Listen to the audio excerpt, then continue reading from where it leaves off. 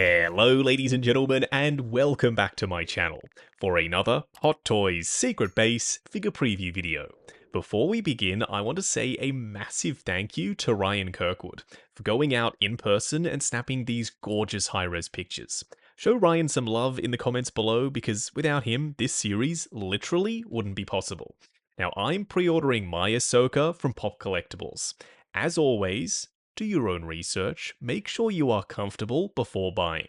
I have included the link to their site in the description below along with the discount code Justin's Collection for 5% off your order if you do decide to buy from them. While you're down there, why not hit that subscribe, bell notification icon and join button so you're notified as soon as a brand new figure preview video goes live on the channel. Now, I'm a massive fan of the DX20/21 Ahsoka.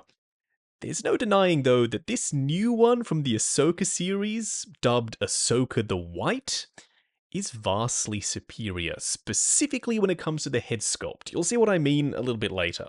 She does come with a wide array of gestures, force wielding, gripping, closed fists, open palm hands, and the detail is outstanding.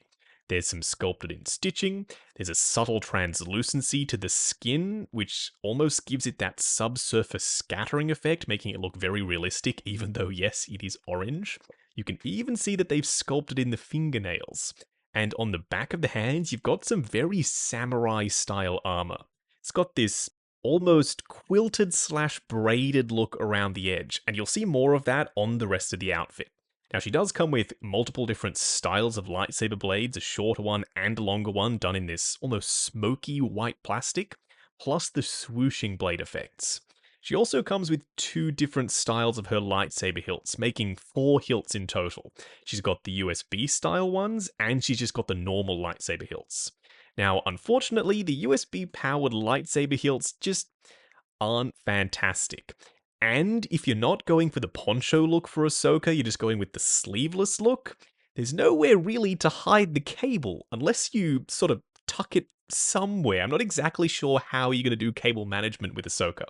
They're also not very bright. It's literally the old school Hot Toys torch in the bottom of a lightsaber hilt.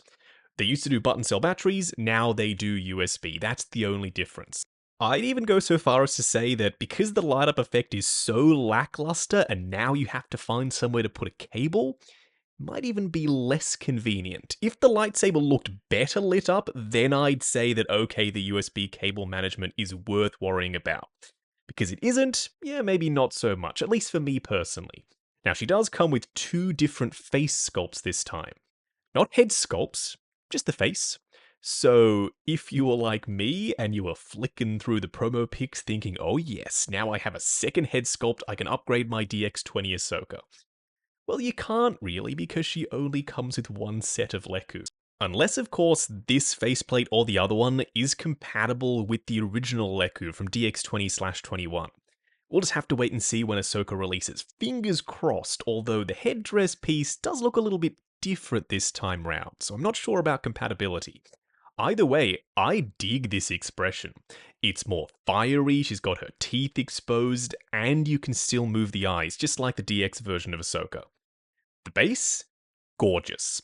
The white edge, this almost metallic silver Ahsoka nameplate, and the diorama piece behind it, this is a centerpiece style display base. I love the circular bases. It's almost a figure that if you love modern day Star Wars and Rebels and Clone Wars and you just want to represent it with one figure, I'd say that Ahsoka might be able to do that. I reckon not just the display base, but the figure herself is centerpiece material. Once again, just my opinion. I know some people didn't love the Ahsoka show, and they've let that taint their opinion of the character herself. Now, she does have a split-cut boot design. Thank you, Hot Toys. And I'm not seeing any pleather here, so very little deterioration. Not none, because there is some silicone that we have to discuss. No pleather, though, I see as an absolute win. I love these shin pads. They look very samurai-inspired, just like the hand armor. And those straps around the front actually look like real fabric, but they're not. This is all fully sculpted around the front. Around the back, there's fabric, because the pants continue down around it. but the entire armor piece plus the plate that goes over the foot, fully sculpted, and this is some really fine texture work by Hot Toys. Now the pants are nice and baggy, there's a pattern, there's this almost grain/weave texture to it on the surface, giving it some more life, and the pattern does look like it's raised, but not screen printed somehow. So you've got the durability, but you also have some extra surface detail. The pleats already stitched in, you don't have to worry about managing them, you can go crazy with the posing for Ahsoka, at least on her lower half.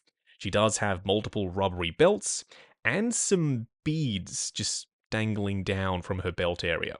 There are some clips there also, you can just spot one on her left side for her lightsaber hilts, so you can store them on her belt if you don't want her to be constantly dual-wielding lightsabers.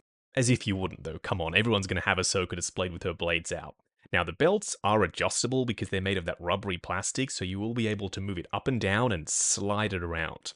It looks like multiple layers, and I know I keep saying belts, but it isn't. It's the cummerbund and the belt over the top. It's fully sculpted, it's one piece, but there's a lot of depth there, and the washers in all of the sculpt work do help sell the illusion that it is multiple pieces, where in reality, of course, we know it isn't. Now, the poncho is very similar to what we saw with DX20/21. Not wired, but there is a decent amount of detail to it. You've got the tattered edges, the little frayed sections. There's that grain/weave on the surface. And you also have those two X stitch marks up the top underneath her chin. Totally removable. If you don't want her to wear the poncho, you can take it off. And for me, I will be taking it off because the detail on the body with the seamless arms and all the musculature and the vein work, it's just way too realistic to hide under the poncho. Poncho's a cool look, maybe every now and then or for figure photography. I'm going without it in my display. Now, you can see the swooshing lightsaber blades. They look exactly the same as they did with DX20/21. And thank you, Hot Toys, here's a picture of the alternative look. AKA, you just take the poncho off. And now you can see what I mean about hiding the cables. With the poncho, it's fine, you can just tuck it into the sleeve. But without the poncho, where are you supposed to put those cables? Now, luckily, the hilts are pretty much identical to what we saw with 20/21 DX figure, so if you wanted to give potentially the LED lightsabers with the USB cables to that release, totally an option, and then you can have this one just standing there without the lightsabers in her hands. Also, that is a massive difference with the head sculpt, and the Leku are much longer this time. Okay, so we've already discussed the angry expression face sculpt enough to know that I really like that one. It'll work great for a dynamic pose. If you're going for something more stoic perhaps, this is the face sculpt for you. It takes everything that was great about the previous release and everything that's great about the new angry expression face sculpt. Still the moving eyes, still the wired Leku, but they're longer this time with even more detail, enhanced likeness, and way more skin texture. She even has this gauntness to her cheeks and a very defined jawline, exactly like Rosario has. There's even those really little fine lines on her lower lip. You can see that, right? All of that extra detail. You can see her dimples, and the eyes have a lot of life to them. It's not just the fact that she has moving eyes that makes this head sculpt so good. But that definitely helps. Just by moving the eyes around, tilting the head up and down, you can alter the expression. You can mix it up in the display, and that's why I've been such a massive advocate for moving eyes. This head sculpt is a 10. I don't think that's up for debate. I mean, even that angle right there, that is Rosario Dawson as Ahsoka. I don't think we're going to be able to get any closer to shrinking her down to 1/6 scale. This is right now a perfect Ahsoka Tano head sculpt. But then again, I really liked the DX20/21 head sculpt when it was in the prototype phase. Is there going to be loss in detail and likeness when we go from prototype to final product? I certainly hope not, but it's possible, unfortunately. We will just have to wait and see. Right now, I'm singing this head sculpt praises, but there is time. We will just have to hope that Hot Toys finds a way of capturing all of this extra detail for the final product. I have faith that they can do it because they have done it in the past. It's just that We're now at our second Rosario Dawson Ahsoka, and the first one was a little bit of a letdown in terms of the head sculpt. So, fingers and toes are crossed that this one is going to come out looking as good as it does on display at Secret Base. Now, I pre-ordered mine from Pop Collectibles. As always, do your own research, make sure you are comfortable before buying. I have popped the link to their site in the description below, along with the discount code Justin's Collection, for 5% off your order if you do decide to buy from them. While you're down there, why not hit that subscribe, bell notification icon, and join button, if you like the sound of seeing your name in the end credits of my reviews. Like, comment, and subscribe will catch you in the next video.